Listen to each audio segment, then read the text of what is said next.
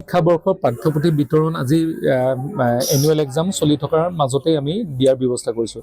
আমাৰ মাননীয় মুখ্যমন্ত্ৰী ডাঙৰীয়াই এই কথাষাৰ আজিৰ পৰা 3টা বছৰ আগতে বিধানসভাত কৈছিলে যে শিক্ষাবৰ্ষৰ আৰম্ভণিতে আমি যাতে পাঠ্যপুথিসমূহ দিব পাৰোঁ।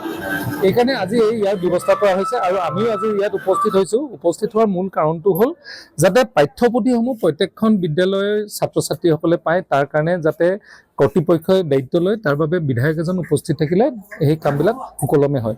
দ্বিতীয় কথাটো হ'ল আমাৰ যিটো শিক্ষা সেতু এপ আছে, এই শিক্ষা সেতু এপটো কৰাৰ কাৰণে আমাৰ প্ৰত্যেকখন বিদ্যালয়ত কিমান ছাত্ৰ ছাত্ৰী আছে তাৰ পৰিমাণ আমি বুজি পোৱা হ'লোঁ আৰু সেই অনুপাতে আমাৰ প্ৰিণ্টিংটো হয় আৰু প্ৰিণ্টিংটো হোৱাৰ কাৰণে প্ৰত্যেকজনে আজি পাঠ্যপুথিটো পায়। আগতে কি হৈছিলে, আমি অনুমান কৰি পাঠ্যপুথি ছপাইছিলোঁ। ক'ৰবাত যদি 400 তাত আছে 700, আমি 400 পাঠ্যপুথি এই অনুমান কৰি চলোৱাৰ বাবে বহুখিনি আমাৰ অসুবিধা হৈছিল। লাহে লাহে যিটো ডাটাবেছ আজি এডুকেশ্যন ছিষ্টেম হৈছে, মই ভাবোঁ ইয়াৰ যোগেদি আমাৰ চৰকাৰী শিক্ষা খণ্ডত যিসকল ল'ৰা ছোৱালীয়ে পঢ়া শুনা কৰিছে সেইসকলে যথেষ্টভাৱে আগবাঢ়ি যাবলৈ সক্ষম হ'ব। লগতে আমাৰ চৰকাৰখনে এইটো হ'ল this is a another phase. প্ৰথম ফেজটো অসমৰ এটা আন্দোলনমুখী ফেজ এটা আছিলে, হিংসাত্মক এটা পৰিৱেশ আছিলে আৰু সেই পৰিৱেশত আমি নিজকে প্ৰতিষ্ঠা কৰিবৰ কাৰণে যুঁজি আছিলোঁ। আমি অসমীয়া হয়, কোন সংজ্ঞা এনেধৰণৰ।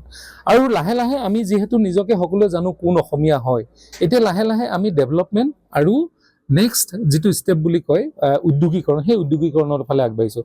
আগতে আমি খেতি পথাৰলৈকে আমাৰ সীমিত আছিলে, আমাৰ চৰকাৰী চাকৰিলৈকে সীমিত আছিলে, চৰকাৰী চাকৰিয়ালসকলে পইচা মাহেকে যেনে তেনে পায় সেইডোখৰলৈকে সীমিত আছিলে। এতিয়া এই চৰকাৰখনে ডক্টৰ হিমন্ত বিশ্ব শৰ্মা ডাঙৰীয়া চৰকাৰখনে নতুন প্ৰজন্মক চৰকাৰী চাকৰিৰ উপৰিও উদ্যোগীকৰণ আৰু নিজকে সংস্থাপনৰ কাৰণে ব্যৱসায় যোগেদিও আগবাঢ়ি যাবৰ কাৰণে আজি এই ব্যৱস্থা কৰিছে। আৰু এটা সৰুকৈ মই যোগ কৰোঁ, ইয়াতে বহুতে কয় যে আমি যিবিলাক অনুদান আগবঢ়াওঁ বা আমি যিবিলাক অৰ্থনৈতিক ব্যৱস্থা আগবঢ়াওঁ সেইবিলাক তেওঁলোকে কয় যে এটা নতুন শব্দ কয়, তেওঁলোকে কি বুলি কয়, কিবা এটা কয় তেওঁ, মানে যেন আমি ফ্ৰীকৈ দিছোঁ এদিন পইচাবিলাক খৰচ হৈছে। সেই তেনেকুৱা নহয়। কম্বল সূতাইদি অৰ্থনৈতিক টনকিয়াল কৰিব নোৱাৰি, কিন্তু গাঁৱৰ মহিলাগৰাকীক যেতিয়া 10,000 টকা দিয়া হয়, সেই 10,000 টকা দি তেওঁলোকে অৰ্থনৈতিকভাৱে আগবাঢ়ি যাবৰ কাৰণে তেওঁ যি পৰিকল্পনা, সেই পৰিকল্পনাই দি আগবাঢ়ি যাব। আমি এইবিলাক কাম কৰিছোঁ। এইটো হিতাধিকাৰী নহয়, তেওঁলোকে কয় যে হিতাধিকাৰী, আমি কৈছোঁ যে এইটো গ্ৰাম্য অৰ্থনীতি উন্নয়নৰ কাম কৰিবলৈ আমি আগবাঢ়িছোঁ।